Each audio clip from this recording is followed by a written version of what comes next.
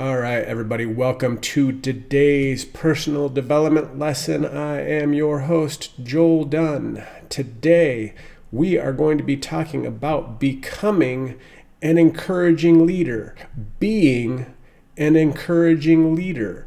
Here's the thing. People don't remember every word that you say to them, but they never forget how you made them feel. That's because leaders who encourage others aren't just building people up, they're building trust, loyalty, and momentum.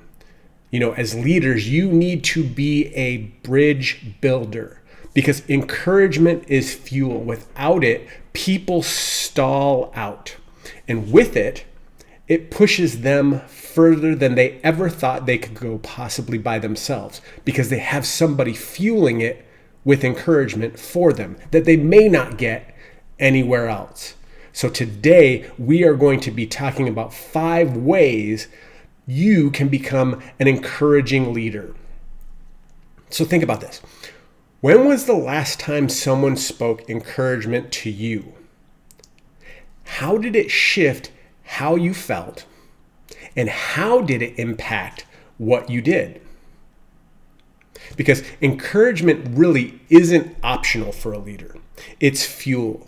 Because without it, people stall. With it, people rise higher than they ever thought possible. They're going to go through the walls that hold them back because you're encouraging them to find a way around, over, or through.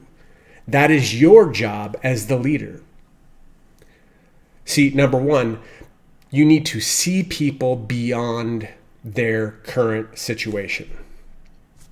What does that look like? Well, you as a leader must see the potential in people before people see it in themselves. John Maxwell says it so many times before that leaders see more and see before others. So encouraging them is something like this. You're calling out the version of someone that you see that they may not see. Think about it. Think about a time that somebody, a mentor, a coach, a pastor, or someone who believed in you to have the results. For me, it was multiple different areas. In school, I was always told that there's going to be something special that you do with your life. God has called you to bigger and better things. In sports, I had coaches, pouring into me, speaking life over to me. And I think that's a great reason and a part of why I speak into people. I pour out into people because it was done to me. But here's the thing. Even if you did not have that in your life growing up, or you don't have that in your life now, you can make the decision to pour out into others. You can make the decision to go and encourage someone. So here's a great question. Think of someone on your team. Think of someone in your circle. Look at somebody on your phone, somebody in your social media. What's one quality that they have that they don't see in themselves yet? Speak to that potential in them, not just the performance, the thing that you see in them. Draw that out into them. Number 2, celebrate progress, not just perfection. We talk about this all the time. You are an entrepreneur, and so you need to fall in love with the process, not just the results. Well, when you have a team and you're the leader, you need to celebrate that progress, not just the results. Because if the if the only time people get encouragement is when they've arrived, most will quietly quit early. So encourage the progress, encourage small wins, and absolutely point to consistency. Because George M. Adams said, encouragement is like oxygen to the soul. So shouldn't that be who you are to the people on your team? Speaking into them like as if you were oxygen into their actions, into their activity, into their dreams and goals. Think about this. There was a time when small encouragement and small recognition pushed you forward. Was it something that happened early on? Was it something that happened halfway through? It doesn't matter when the encouragement comes. The earlier, the better, but the encouragement that you give may be the most timely thing for the person you're giving it to. So maybe you need to notice people's efforts earlier and encourage them and help guide them and help mentor them to push them further than they can go on their own. And that is your job as the leader. So make it a habit.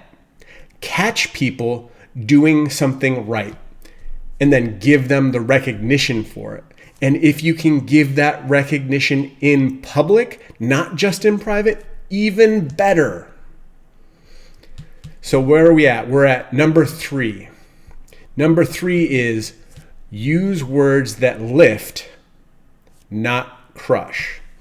Again, this goes back to the earlier quote. You as a leader need to be a bridge builder, not a bridge burner. As a leader, you are a builder of people. You are not tearing them and crushing them. A leader's words carry weight. Criticism can either build or break, depending on the delivery. So you, as the leader, need to learn to whisper criticism and correction and shout praise. We talk about this a lot. When you need to correct somebody, you always do it in private, and then you go through that coaching session and you show them where they need to work. You show them the things of how they could have done the things differently. The goal is to not publicly criticize or publicly chastise that person because of the fact that you may destroy what little self-esteem they had in what it is they're doing. Because remember, the majority of the people on your team, we're talking that 80-20 rule again, 80% will always be new. They will always be learning for the first time. And think about how fragile you were when you started, before you became a leader, before you had people on your team. That's the same thing that they're going through. So you as a leader need to put yourselves in their shoes and realize that when you're doing training, when you're doing mentoring, when you're doing criticism, you do it behind closed doors. Here's the thing. Remember the NBA Dream Team, Chuck Daly built trust by encouraging everybody in public. He would encourage them at press conferences. He would encourage them at practice in front of the entire team. But when he had somebody not doing something right, he would pull them aside and have the coaching moment with them. So here's the thing to think about. When you look back, what stuck with you more? A word of encouragement or a word of criticism? The second part to that question is, how did that impact you? Think about the difference between a word of encouragement in public and in private and how it impacted you, as well as words of criticism or training that were done in public versus in private. The next thing you should do is wrap correction in belief. You got to say things like, here's what I see in you, and here's how you can get even better. When you start it with that, you're letting them know that they have the ability to get better. When you just point to the thing, it's almost like you're pointing to their soul. So if you can point to the thing and show them how they can get better and give them the belief, they have the ability to take that and move forward. Next, at 4, we need to lead with presence, not just position. Guys, we talk about it all the time. This is one of those things where it's management versus leadership. Leading with presence is leadership. With position is management. And encouragement isn't just what you say, it's how you show up. Leaders who are present communicate belief. If you're the one showing up, if you're the one doing the things, you are giving your actions to them as a groundwork, as a platform for your communication as a leader through your presence. Think about things that you could do. You could text somebody before a meeting or showing up at an event, calling someone when you see that they're struggling. You can do the things as the leader, as the coach, as the mentor to help bring people up, to help gravitate them towards their goal, towards their dreams. So think about this. When have you done something for someone that meant more than your words? Also, on the other side of that, think about when somebody did something for you that meant more to you than just their words. These are the things that you should look back to as examples of how you should want to lead and how you should want to guide people. So think about this.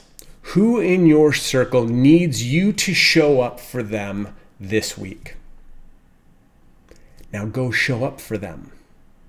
It's one thing to think about it. We're thinking, I'm writing it down. But then the next thing is to go do the thing. Go show up for them.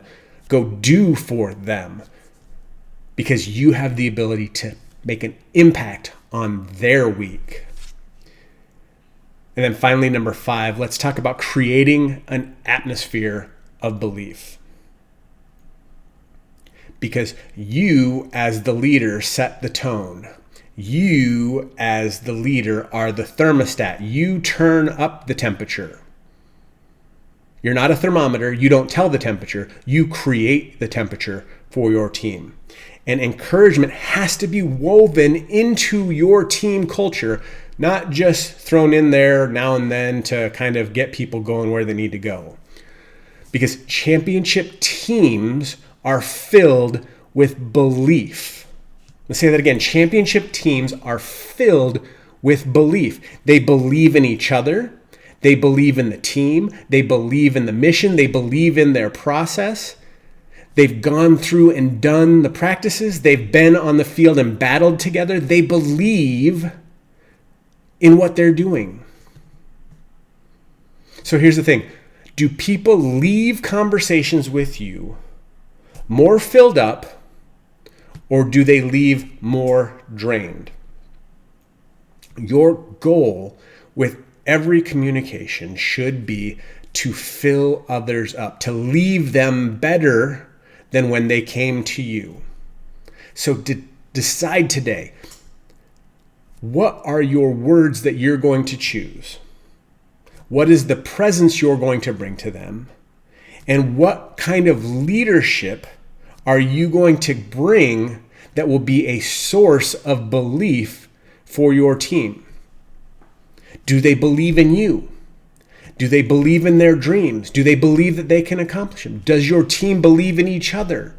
Are you creating an environment of encouragement between your team members so that on days that you can't reach everybody, they are so encouraged that they are reaching and pouring belief into each other?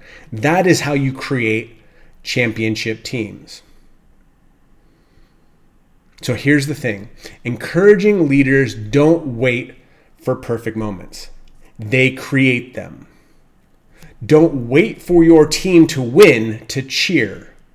Cheer in the middle of the battle together, because the right words at the right time can truly unlock someone's future. So something to do today. Pick one person and intentionally encourage them. Call them, text them, DM them.